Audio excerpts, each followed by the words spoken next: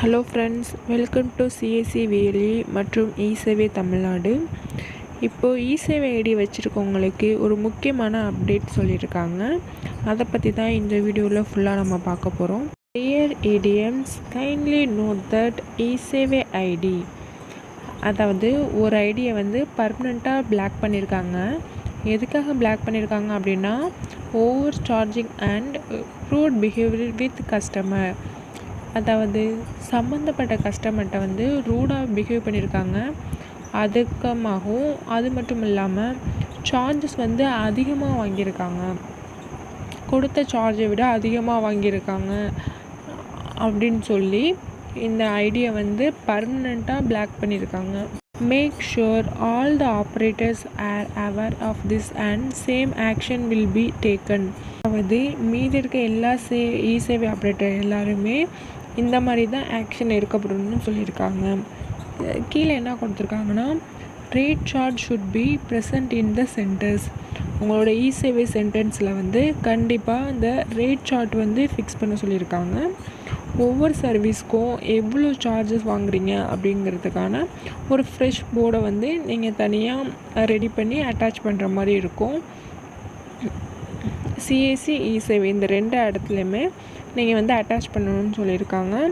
அதுக்கு அடுத்த பாயிண்ட் வந்து receipt or acknowledgement for the transaction should be given, அதாவது நீங்கள் எந்த டிரான்சாக்ஷன் பண்ணாலுமே அதுக்கான ஒரு ரெசிப்ட் வந்துருக்கும். அந்த ரெசிப்டை நீங்கள் கண்டிப்பாக கஸ்டமர்கிட்ட கொடுக்கணும்னு சொல்லியிருக்காங்க.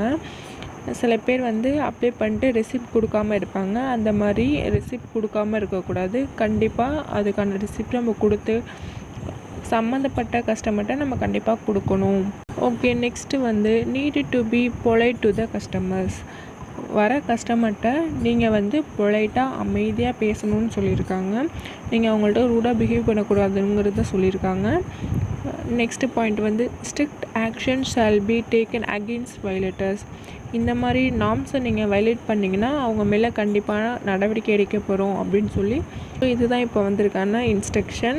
ஸோ இந்த ரூல்ஸை நீங்கள் ஃபாலோ பண்ணிக்கோங்க. கஸ்டமர்கிட்ட வந்து பொலைட்டாக பிஹேவ் பண்ணுங்கள். அது மட்டும் இல்லை, நீங்கள் சார்ஜஸ் வந்து கரெக்டாக வாங்குங்க.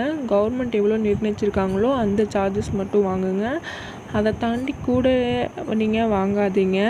அது மட்டும் இல்லாமல் அந்த கஸ்டமருக்கான ரிசிப்ட் காப்பியை வந்து நீங்கள் கண்டிப்பாக கஸ்டமர்கிட்ட நீங்கள் கொடுத்து அனுப்பணும். அதை கொடுக்காமல் இருக்கக்கூடாது. அதுவும் இல்லாமல் நீங்கள் ரேட் சார்ட்டை வந்து கண்டிப்பாக உங்கள் சென்டரில் வைக்கணும்.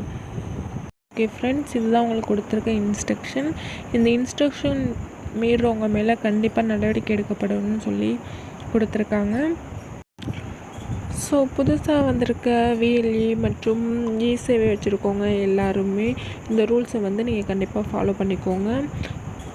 இந்த வீடியோ பிடிச்சிருந்தால் லைக் பண்ணுங்கள். அது மட்டும் இல்லாமல் இந்த வீடியோ நிறைய பேருக்கு ஷேர் பண்ணுங்கள். அடுத்த ஒரு நல்ல இன்ஃபர்மேஷனோடு நான் உங்களை சந்திக்கிறேன். இது உங்கள் CSC update channel. Thank you friends. Next வீடியோவில் பார்ப்போம்.